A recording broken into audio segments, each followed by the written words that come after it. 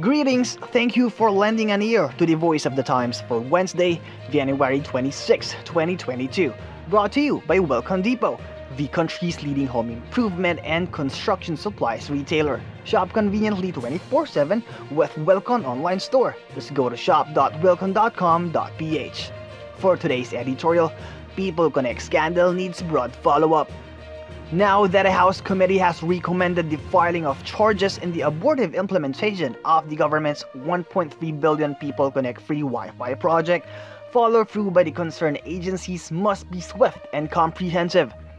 The House Committee on Good Government, in its report earlier this month, recommended the filing of draft charges and violations of Republic Act 6713, or the Code of Conduct for Public Officials, against the former head of the Department of Information and Communication Technology, or DICT, Eliseo T. Reo, over alleged irregularities in the implementation of the Free Public Internet Access Program, dubbed Pipol Konek. The project, which was planned but never pursued by the Aquino administration, was resurrected by the then new DICT in 2017. It was intended to create 6,000 free Wi-Fi sites across the country, primarily in remote areas lacking internet connectivity. The DICT under Rio entered into an agreement with the United Nations Development Program, or UNDP, in 2018 to develop the project. The UNDP's controversial choice of a third-party contractor, however, derailed the effort.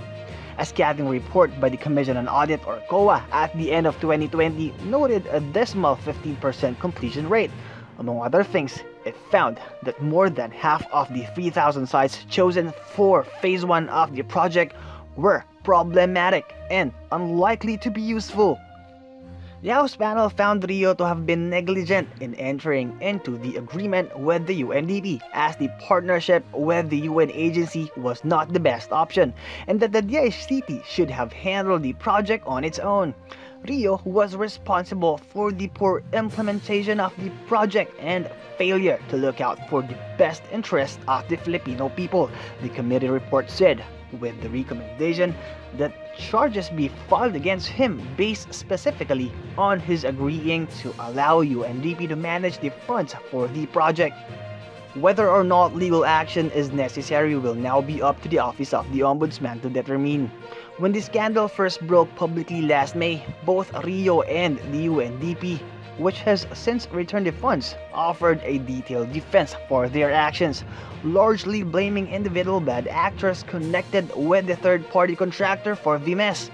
The Office of the Ombudsman will have to hear all sides and decide the case appropriately, and should look at it as an opportunity to repair its own battered public reputation. A timely and clearly explained decision, whatever it may be, could do much to squelch criticism that the Ombudsman works harder to avoid taking action than in following its constitutional mandate. Even more importantly, the DICT should prioritize the rollout of the free Wi-Fi project, given the Philippines' inadequate digital infrastructure. While the DICT does have plans to see the project through, not much has been said about them, and this is an oversight of public information that should be corrected. The biggest tragedy of the collapse of the Pipol Konek project under the previous arrangement with the UNDP is that, had it been carried out as intended, it would have been an extremely helpful solution to relieving some of the economic and social stress of the COVID-19 pandemic. Under the original timetable, there would have been at least 3,000 free Wi-Fi sites installed by the end of this year.